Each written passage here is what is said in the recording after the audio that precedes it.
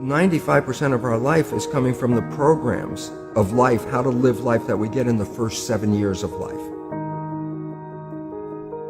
That's why poor people stay poor and rich people stay rich. The movie The Matrix is not science fiction. It's a documentary. Every human, and this is a fact, every human first 7 years is download hypnosis. The brain of a child under 7 is in a lower vibrational frequency. When you put wires on a person's head, you read electroencephalograph, reading brain activity. A child below 7 has a lower vibration than consciousness. It's called theta. Theta is imagination. Oh, that's how kids play a tea party with mud pies, but to them it's a real thing. A kid rides a broom, it's a horse. That's theta, imagination. Theta is also hypnosis. And the idea is this: before you can become conscious, if you don't have any programs, what are you going to be conscious of? So nature makes the first 7 years. What kind of programs are required to live on this planet? I say, how do you get them? Theta is hypnosis.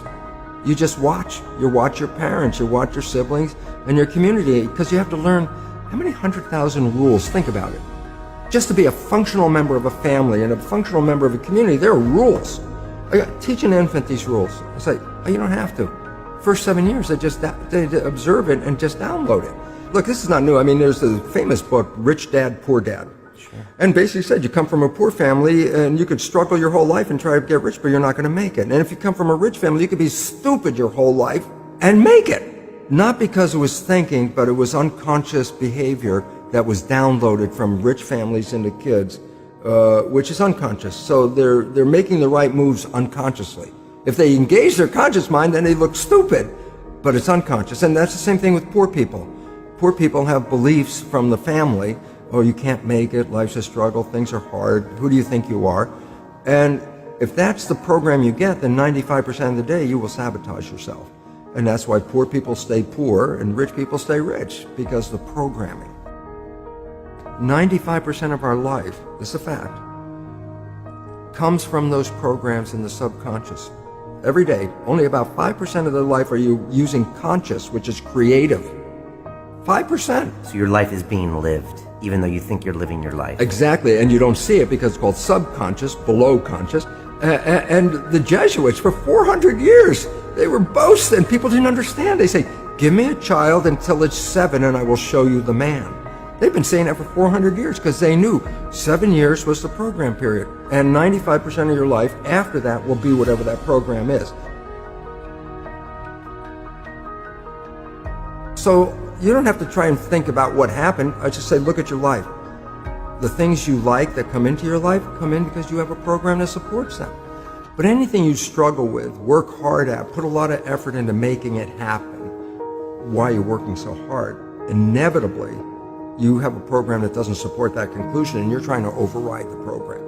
So you don't need to do a lot of shrink and psychology stuff. You just look at your life and say, where am I struggling? Because wherever you're struggling, inevitably it's a program in your subconscious that does not support that destination you've been looking for.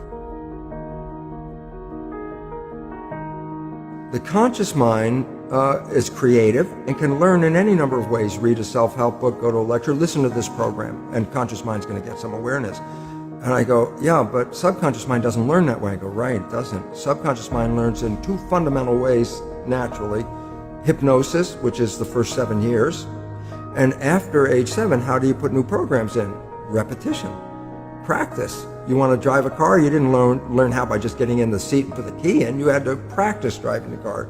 You want to learn the alphabet. How many times did you go from A to Z? Try to go to A to Z before you can complete it. And once you completed it, you didn't have to go back and do it again. So 2 phases. You want to train the subconscious mind. Hypnosis, repetition. I like the last one because there's a new phrase that's bandied about called fake it till you make it. Meaning, if you're not a happy person, I say, you want to be a happy person? Then repeat all the time, I'm happy, I'm happy. I say, well, you don't look happy or anything. I say, no, who am I talking to?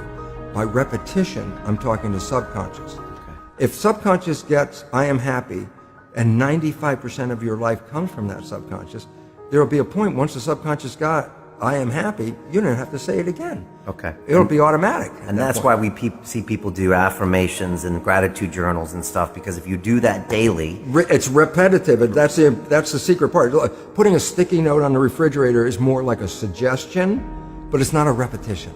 So it doesn't work very well.